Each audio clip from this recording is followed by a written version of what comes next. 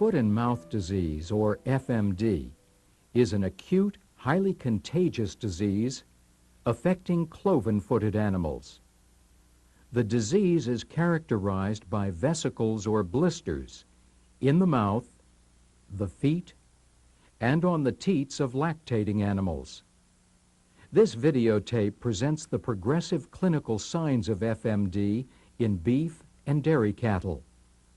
The clinical signs of this disease were demonstrated in two different settings. In the first case, this cow was infected by an intradermal lingual inoculation. In a different setting, a group of mixed animals, a single pig was inoculated. All the other animals in this group became infected by contact, breathing the infected aerosol produced by the pig. First, we'll examine the clinical signs produced through direct inoculation. The disease progresses rapidly. Only one day after inoculation, the dairy cow is opening and closing its mouth and sticking out its tongue because the tongue is sore. There is some drooling. This foamy saliva around the lips is characteristic for acute FMD. The smacking sound, or tongue sucking, is a classic sign described by observers of natural outbreaks of FMD. The cow has also developed foot soreness, as suggested by the movement of her rear feet. The animal is alert. Again, she is shifting her weight on her rear feet, indicating some soreness. The cow was tranquilized for a close examination. The blanched interdigital skin is a result of vesiculation. Note how easily the vesicle is punctured. This fluid and vesiculated epithelium are excellent diagnostic materials. It is surprising, given the amount of vesiculation on the feet, that this animal did not show more lameness. If you suspect feet lesions, it can be helpful to tranquilize the animal so that the feet can be closely examined. On the tongue, the center raised area is the site of inoculation. For the whole width of the tongue around the raised area, the epithelium is blanched and areas appear raised. This entire blanched area is vesiculated. Note how the epithelium can be moved when pressure is applied to the blanched area. The upper part of the epidermis has been detached from the basal layer by the vesicle. Over the blanched area, the epithelium forms ridges. This closer view of the site of inoculation shows raised areas filled with fluid on the right and at the top.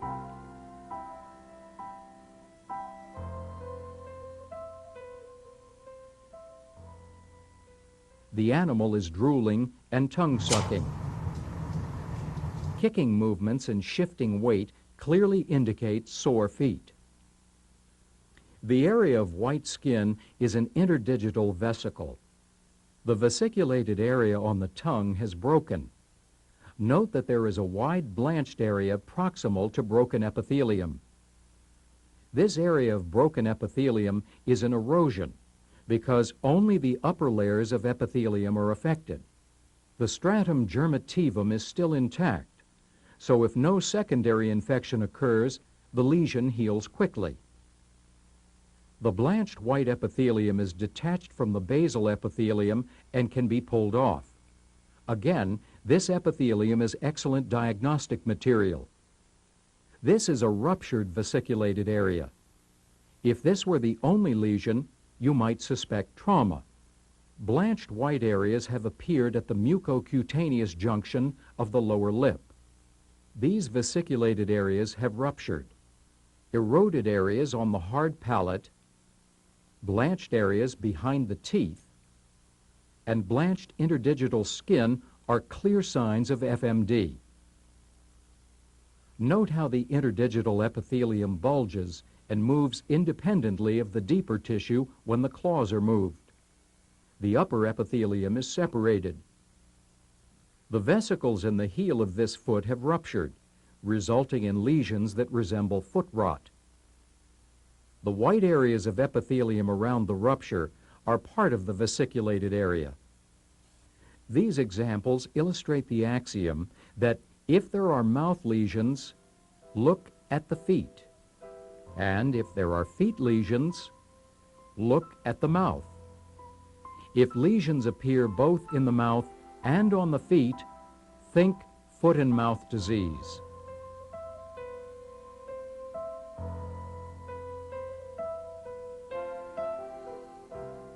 This is a classic scene of FMD, a ring of saliva on the floor from a drooling cow. The animal appears to have lost a considerable amount of weight. She is tongue-sucking and shifting her weight from foot to foot. The foot soreness seems to be increasing. Note the white vesiculated tissue in the interdigital space. The animal has rapid shallow respiration. Remember that the vesicles are just one part of this systemic disease.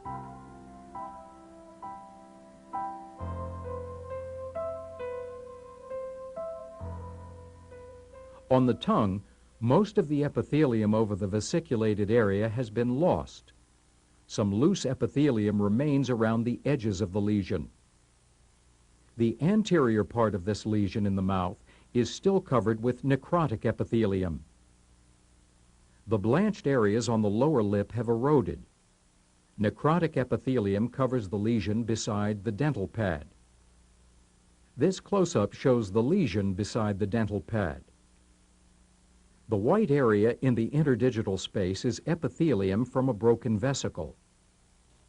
Note the loose fragments of epithelium. This ruptured vesicle is in the interdigital space of another foot. The epithelium on the heel is white and folded. This is a ruptured vesicle. The animal's teats are also affected. This cow is lactating. This vesicle surrounds the sphincter of the teat. Histologically, this is usually accompanied by a lesion in the epithelium of the street canal. This allows bacteria to enter and cause a secondary bacterial mastitis. Obviously, inoculation is not the common means of infection with FMD. To demonstrate the progress of the disease as normally contracted, a single infected animal, a pig, was introduced in this group of mixed species.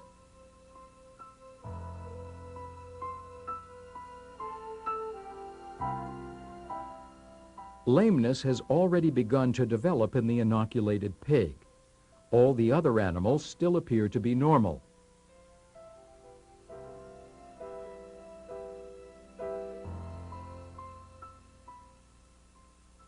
Three days later, this beef cow shows signs of FMD, saliva dripping from the lips. Along with the saliva, there are secretions around the nostrils. The animal is not cleaning its nose with its tongue. The edges of the lower and upper lips show large blanched vesicles. These are white foci in the mucosa of the lower lip and gingiva. This vesicle is on the gingiva adjacent to the dental pad. Vesicles have also developed on the edges of the upper and lower lips. The blanched white areas on the surface of the tongue are the early stages of vesicles. This is another view of the tongue lesions. These vesicles are at the mucocutaneous junction at the commissure of the lips.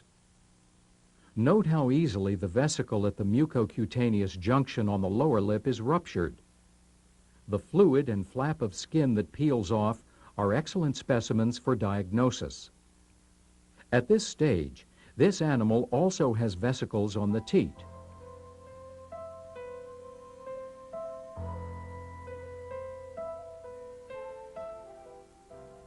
By the next day, 2 of the tongue lesions have broken. The other lesions have enlarged. The vesicles on the gingiva of the dental pad have ruptured and now are erosions. The epithelium of these vesicles appears intact but very opaque. The vesicles on the upper lip have ruptured and formed a large eroded area. A tag of epithelium is still present. The white foci in the mucosa of the lower lip are necrotic epithelium and are eroding. The epithelium in the interdigital cleft is white with a broken area. The whole area in the interdigital cleft is vesiculated, and one vesicle has ruptured. This flap of epithelium is a piece of the vesicle. It appears that there are multiple vesicles in the interdigital area. Multiple vesicles on the teat are a bit unusual because this animal is not lactating. The susceptibility of the teats to vesicles may be associated with the stage of the cow's estrus cycle. Vesicles have also developed on other teats.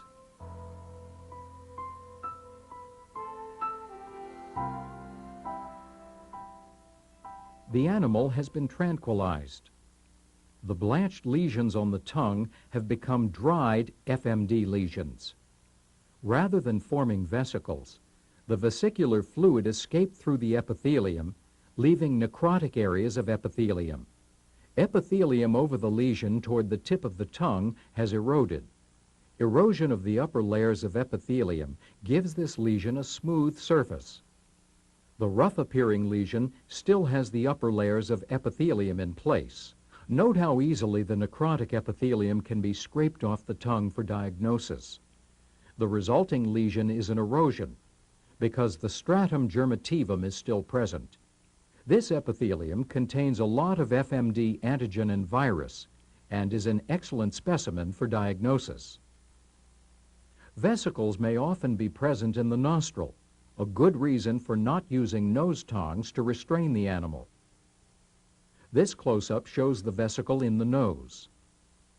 The lesions in the gingiva of the dental pad and lower lip appear as erosions. Note that these could easily be confused with a traumatic injury. The vesicles in the interdigital space have ruptured. The area is eroded, and there are still strands of epithelium present. Note the white area on the heel of another foot at the top of the frame.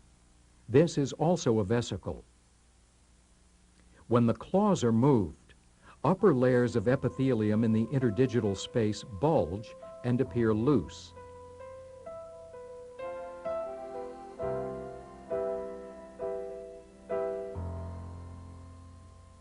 This animal has been tranquilized. The epithelium that has not eroded over the FMD tongue lesions appears necrotic, and the lesions have become more demarcated. This view shows the progression of the vesicular lesions on the lips. The vesicular areas are eroded. This eroded area is in the gingiva of the dental pad. The smoothness and color suggest that healing is already taking place, less than a week after the first signs of disease appeared. The mucosa on the lower lip is necrotic. Note how easy it would be to fail to associate the lesion with an FMD infection. At this late stage, erosions at the mucocutaneous junction on the lips are accompanied by healing lesions on the gingiva of the dental pad. This exudate around the eye is also a sign of the disease. The vesicles on the teats have ruptured, and the areas are covered by dried serum. Foot and mouth disease progresses rapidly through these characteristic signs. Any disease that appears to be FMD requires an immediate response. By containing an FMD outbreak at its start, we can block a potentially rapid spread from herd to herd and to other species as well. In the case of foot and mouth disease, a quick response will avert an economic disaster for the livestock industry and for American consumers.